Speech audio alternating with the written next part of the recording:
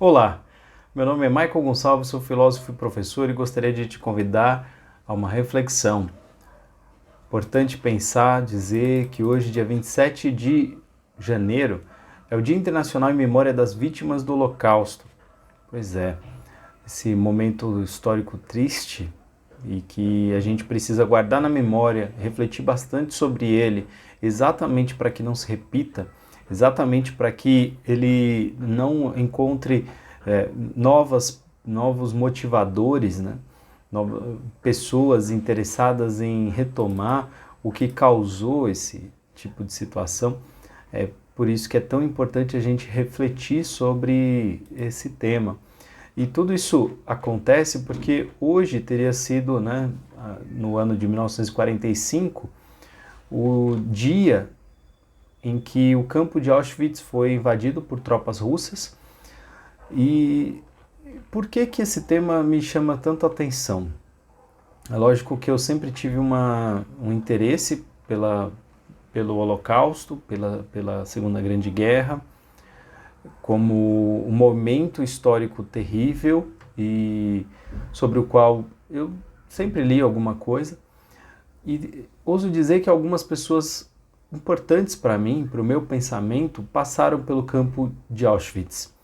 Entre elas, Anne Frank, que quando adolescente eu li o livro Diário de Anne Frank e foi uma experiência tragicamente deliciosa, porque o livro é de uma beleza, de um encanto, ao mesmo tempo que é de um pesar, né? Um sofrimento tão grande, tão terrível, que me comoveu muito, me fez reler algumas vezes. Foi um livro muito importante.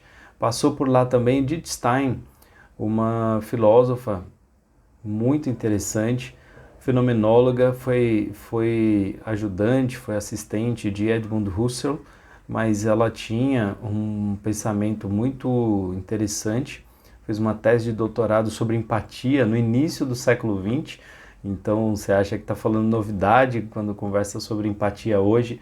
Edith Stein trazia essa discussão já há muito tempo, e ela era uma grande fenomenóloga. Ela lutou pelo direito das mulheres serem chamadas de professoras na Alemanha, um título como você ostentar um título de doutor, de mestre, que naquela ocasião, naquele tempo, naquele contexto é extremamente importante, relevante. E ela se converteu ao cristianismo, né, a partir da leitura de Teresa d'Ávila, que eu também sou muito fã, eu acho incrível Teresa d'Ávila, os livros dela realmente são sensacionais. Entendo porque ela se comoveu e se converteu ao cristianismo ao ter contato com Teresa d'Ávila. Também viveu ali um pensador contemporâneo chamado Viktor Frankl. E quando eu pensei em fazer esse projeto, né, Filosofia para Dar Sentido, colocar esse nome, esse rótulo e tentar mover as coisas nessa direção, eu ouvi muita gente falando, e você já leu o Viktor Frankl? E eu já tinha lido realmente Viktor Frankl, mas há muito tempo atrás. E aí, de tantas pessoas comentarem, eu fui reler, porque a minha questão com o sentido não vinha exatamente dele, nem da logosofia. Vinha de outros pensadores, né, de outras relações, com Sartre, Nietzsche, com Kierkegaard, com Bergson, pensadores que eu tenho um amor, um carinho muito próximo mesmo, e que me ajudaram a repensar ou a pensar o significado da ideia de sentido, da construção ativa de sentido, e que eu tinha meio que esquecido que podia encontrar eco na obra desse pensador. É um grande pensador, ele é considerado médico, psiquiatra, ele sobreviveu ao campo de Auschwitz e ele fez um tipo de relato diferente da maioria. Ele relata os efeitos psicológicos do campo de concentração. Então o iniciozinho do Em Busca de Sentido, O Homem em Busca de Sentido, né? Ele diz que é um livro que não trata de fatos e acontecimentos externos, mas de experiências pessoais que milhares de prisioneiros viveram de muitas formas É a história de um campo de concentração visto de dentro, contada por um dos seus sobreviventes. Não vamos descrever os grandes horrores, já bastante denunciados, mas sim as inúmeras pequenas torturas. Em outras palavras, tentarei responder a seguinte pergunta: de que modo se refletia na cabeça do prisioneiro médio a vida cotidiana do campo de concentração? E isso mostra uma atitude filosófica, uma atitude realmente interessante, e ele mostra como era importante o sentido para haver sobrevivência naquela condição extrema. É um relato lindo, ao mesmo tempo que é mórbido, ao mesmo tempo que é triste, trágico, saber que seres humanos construíram sistemas de destruição tão eficientes, no qual milhares, né, centenas de milhares, milhões de pessoas morreram ou foram afetadas, né? Os que não morreram foram afetadas. Quem perdeu seus parentes, quem distanciado viu e se desanimou da humanidade, né?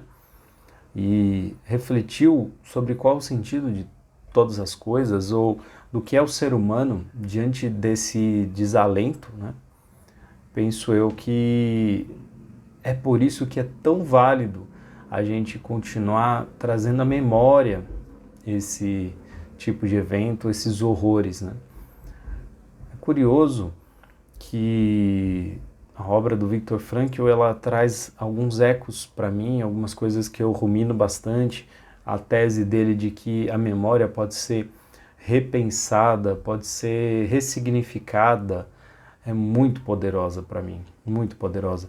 Pensar que você pode repensar os eventos, tentando compreender ou construir ou reconhecer ou permitir novos significados para aquela mesma experiência e transformar o modo como você lida com aquilo e não só como você lida com o aqui e agora, porque é aqui e agora que a memória existe e é aqui e agora que os efeitos da memória estão, seja a dor, seja a alegria, seja o impulso para viver alguma coisa, seja o medo atávico que te impede de fazer uma determinada coisa, né?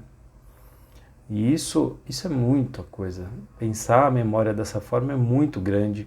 Pensar o ser humano, né, pela sutileza, pela característica da memória é muito forte. Tenho alguns amigos que perscrutam esse tema e gostam do tema e eu acho que é super relevante. Bergson é um outro pensador que trabalha muito bem com essa ideia. E é por isso que é tão importante a gente brigar pela memória, porque tem algumas pessoas revivendo, né, celebrando o nazismo, celebrando o fascismo, celebrando o direito de gente privilegiada brigar e diminuir o outro em busca da manutenção ou da construção de um hiperprivilégio. Que é isso, né? Que pensamento leva a esse lugar, né? Então a gente precisa de tempos em tempos retomar, repensar.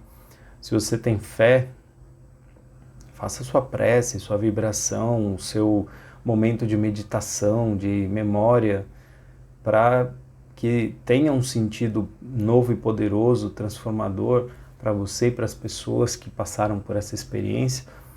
E do ponto de vista filosófico, a gente precisa sim ter ideias sobre isso, pensar sobre isso, ler os autores que passaram por essa experiência e aprender que diante de grandes situações de sofrimento, de dor, a gente precisa construir memória.